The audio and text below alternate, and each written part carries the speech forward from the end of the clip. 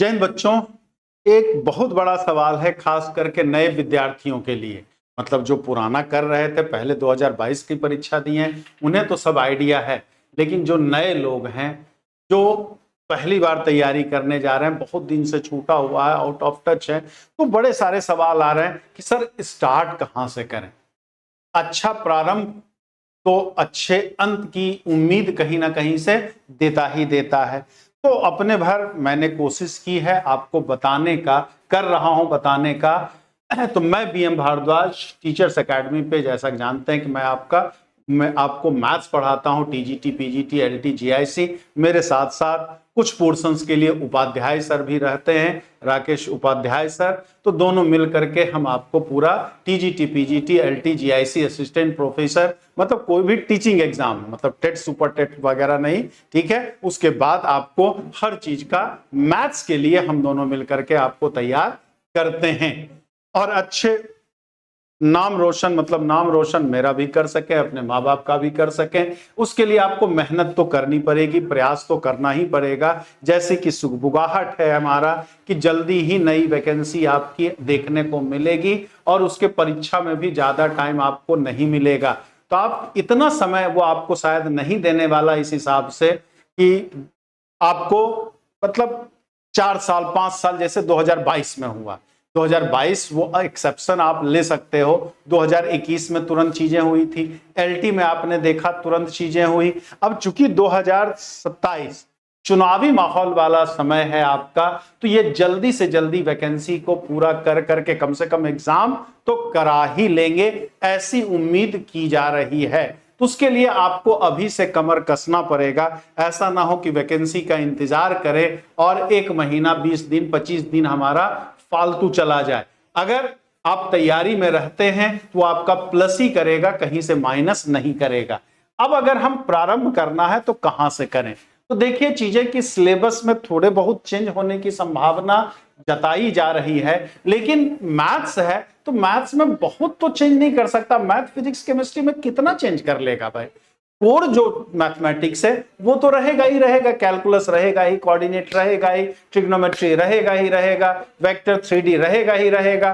बस एक थोड़ा सा डाउट है स्टैटिक्स और डायनामिक्स पे, वो हो सकता है, नहीं हो सकता, ठीक है। ये क्योंकि एलटी में नहीं है स्टैटिक्स डायनामिक्स, तो उसको हटा करके हो सकता है 1-2 चैप्टर और नया ऐड कर दिया जाए, आपका उसको हटा दिया जाए। लेकिन कैलकुलस, कोऑर्डिनेट, अलजेब्रा ये तो नहीं बदलेगा ना। और ऐसा नहीं कि 1 महीना में पूरा आप सिलेबस ही पढ़ डालोगे भाई, ठीक। तो कोर वाला तो कम से कम हम तैयार किए रहेंगे। ट्रिग्नोमेट्री अगर पढ़ते हैं तो चाहे रहे चाहे सिलेबस में ना रहे, लेकिन अगर इनडायरेक्ट में भी है तो भी आपको ट्रिग्नोमेट्री की जरूरत तो हर जगह पड़नी है। अलजेब्रा की सीक्वेंस एंड सीरीज की जरूरत तो हर जगह होनी है, आपकी परमुटेशन कॉम्बिनेशन की जरूरत रहेगी।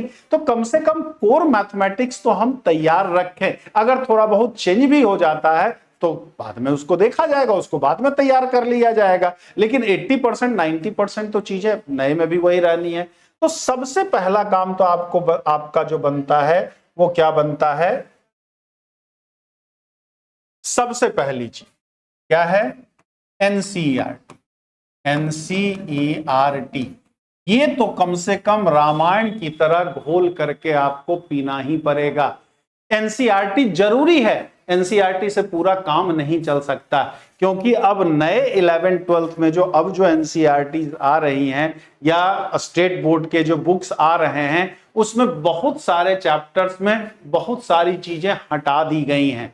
लेकिन टीजीटी, पीजीटी के सिलेबस में वो रहना तय है, वो रहेगा ही रहेगा आपका, ठीक। जैसे हम कोनिक सेक्शन की बात करते हैं तो एनसीईआरटी वगैरह में तो क्या है, स्टार्ट होने से पहले, जैसे पैराबोला एग्जांपल लिए, परवलय के बारे में, तो परवलय में तो आज की 11th-12th के सिलेबस में बस इतना ही है, तो 11th वाले सिलेबस में कि पैराबोला क्या होता है, उसका स्टैंडर्ड फॉर्म, फिर फोकस निकालो, वर्टेक्स निकालो, डायरेक्ट्रिक्स निकालो, यानी नाभि, नेता, यही सब निकालो, काम खत्म। टेंजेंट, नॉर्मल वगैरह है ही नहीं सिलेबस में। लेकिन एग्जाम टीजीटी के सिलेबस में तो बड़ा डिटेल से है, टेंजेंट, नॉर्मल वगैरह सब कुछ पढ़ना होता है आपको। तो वो एनसीईआरटी से कवर नहीं होगा। वो कैसे कवर होगा वो बताएंगे, लेकिन शुरुआत में बेसिक तो ये तैयार कर ही देगा, बेसिक तैयार कर देगा, मतलब मुख्य बातें, ठीक है, नींव आपकी थोड़ा सा ये मजबूत तो कर ही देगा। प्रैक्टिस करने में भी इसमें ज्यादा टाइम नहीं लगता क्योंकि बहुत कम कम क्वेश्चंस दिए रहते हैं। तो बेसिक्स एक बार तैयार हो गया तो आगे का सफर जो हो जाएगा वो हमारा आसान हो जाएगा। दूसरा पहला, या फिर अगर हम कहें कि यूपी बोर्ड की ओल्ड 6 बुक्स जो अगर कहीं, अब ये मिल पाना थोड़ा सा मुश्किल है, अगर नए सिलेबस अगर इसी के जैसा सब रखता है, ठीक है चीजें, तो अभी भी टीजीटी पीजीटी जो है वही ओल्ड 6 बुक्स का ही सिलेबस कवर कर रहा है। जैसे स्टैटिक्स डायनामिक्स जमाने पहले हटा दिया है, लेकिन पुराने वाले में स्टैटिक्स डायनामिक्स था आपका, तो अभी तक तो यही फॉलो कर रहा। नए में थोड़ा बहुत चेंज कर भी देगा तो भी वो नुकसान नहीं देगा, क्योंकि ये ओल्ड 6 बुक में हर चीजें, कैलकुलस हो चाहे कोऑर्डिनेट हो चाहे अलजेब्रा हो, कोऑर्डिनेट वगैरह बेहतरीन दिया हुआ। बेहतर नहीं, मैं बेहतरीन की बात कर रहा हूं। ये 10-15 साल से जो किताबें आ रही हैं उसकी तुलना हो ही नहीं सकती है। बहुत अच्छा दिया हुआ है। अगर मिल जाए तो अच्छी बात है, नहीं मिले तो उसका उपाय बताते हैं। फिर साथ ही साथ एनसीईआरटी एग्जाम्पलर्स आता है। एनसीईआरटी एग्जाम्पलर्स जो आता है, एग्जाम्पलर्स, उसको एक बार देख सकते हैं प्रैक्टिस के लिए। ठीक, तीसरा चीज, अब इससे ये भी एग्जाम्पलर्स जो है जितना एनसीईआरटी में दिया है उसी से रिलेटेड क्वेश्चंस आपको देगा। ठीक, तो तीसरा चीज जो आपको देखना है, इंग्लिश में चूंकि है, हिंदी में तो ये वाली बुक मिल जाती है आपकी आरडी शर्मा, आप ऑब्जेक्टिव वाली, आरडी शर्मा ऑब्जेक्टिव वाली आप देख सकते हैं। ठीक, क्यों मैं बोल रहा हूं कि अगर इस बार जैसा पेपर आया, इस बार जैसा पेपर आया तो इससे काम चल जाएगा हमारा, और थोड़ा सा 2021 के जैसा आ गया या एलटी जैसा आ गया पेपर तो ये चीज हमारा कवर कर लेगा, ये चीज हमारा कवर कर लेगा। और एनसीईआरटी आपको क्या करना है, 8th से लेकर के 12th तक कवर करना। 8th नहीं, 9th से आप ले सकते हो, 9th से 12th तक। ठीक है, ये नहीं कि खाली एनसीईआरटी 11, 12, 12 पढ़ लीजिएगा। ठीक, क्योंकि टीजीटी के सिलेबस में आपका नंबर सिस्टम भी आ जाता है, परसेंटेज वगैरह भी आ जाता है, ठीक, सिंपल इंटरेस्ट, कंपाउंड इंटरेस्ट वगैरह भी आ जाता है आपका। तो अगर 9th से आप 12th तक एनसीईआरटी कर लेंगे तो 9th 10th वाला पोर्शंस भी ये कवर कर देगा आपका। और फिर कुछ आपकी चीजें ग्रेजुएशन वाली, बीएससी वाली जो बुक है, जिसमें आपका क्या आ जाएगा, ग्रुप थ्योरी वाला हो जाएगा, प्लस 3 डायमेंशनल वाला। 3D में तो क्या मतलब प्लेन तक तो लगभग इसमें भी मिल जाएगा, इसमें भी मिल जाएगा, लेकिन कौन, सिलेंडर, स्फीयर, स्फीयर पहले था लेकिन अब वो 11th 12th वाले से हटा दिया गया, बहुत सारी चीजें हटाई गई हैं आपकी। तो 3D जो ग्रेजुएशन वाली बुक है उससे करेंगे तो ज्यादा सही होगा हमारा। और प्लस क्या, थोड़ा सा रियल एनालिसिस, रियल एनालिसिस वाला पार्ट, मतलब कन्वर्जेंट और डाइवर्जेंट वाला 1-2 सवाल पूछता है, वो इससे कवर हो जाएगा, वो इससे कवर हो जाएगा। और बाकी अगर आप मेरे साथ जुड़ते हैं तब तो खैर मैं सब कुछ देता ही हूं, मैं सब कुछ आपको देने का प्रयास करता ही करता हूं। ये तो हो गया क्या आपका सिलेबस, मतलब क्या, तो 9th 10th भी हो गया, 11th 12th वाला भी हो गया और ग्रेजुएशन वाला भी हो गया। और प्लस केवल पढ़ने से काम नहीं चलेगा, एक्सरसाइज लगाने से ही काम नहीं चलेगा, सबसे इंपॉर्टेंट जो हो जाता है प्रैक्टिस हो जाता है। तो प्रैक्टिस के लिए, प्रैक्टिस आप करोगे, अब तो पढ़ तो लिया, सिलेबस तो आपको पता है, तो प्रैक्टिस कहां से करेंगे, कैसे क्वेश्चंस पूछते हैं, तो उसके लिए PYQ करना पड़ेगा।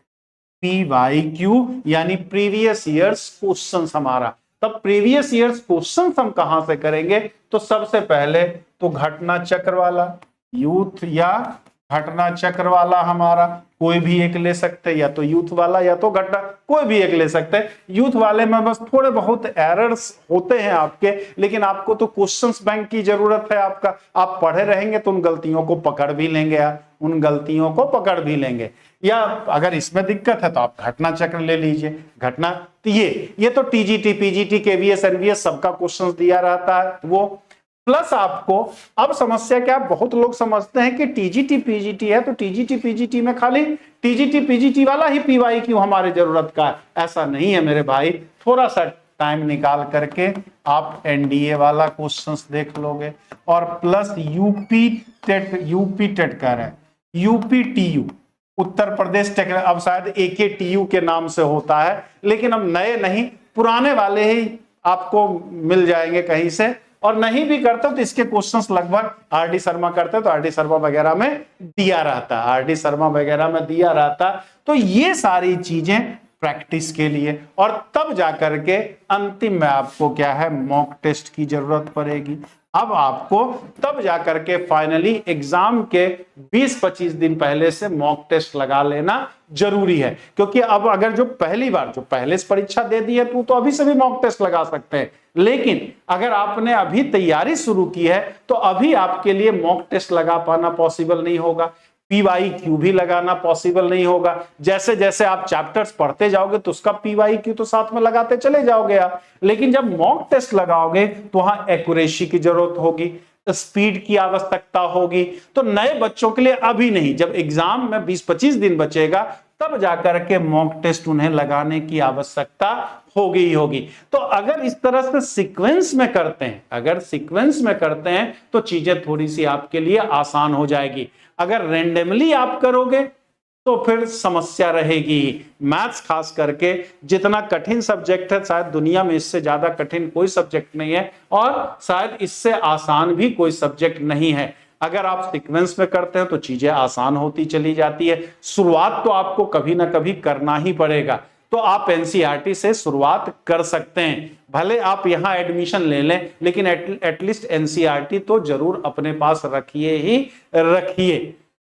बाकी और कुछ आप सोचते हैं, समझना चाहते हैं तो कमेंट बॉक्स में आप जरूर लिखेंगे, तो मैं उन सारी समस्याओं को जहां तक संभव है दूर करने का प्रयास करूंगा। जय हिंद, जय भारत।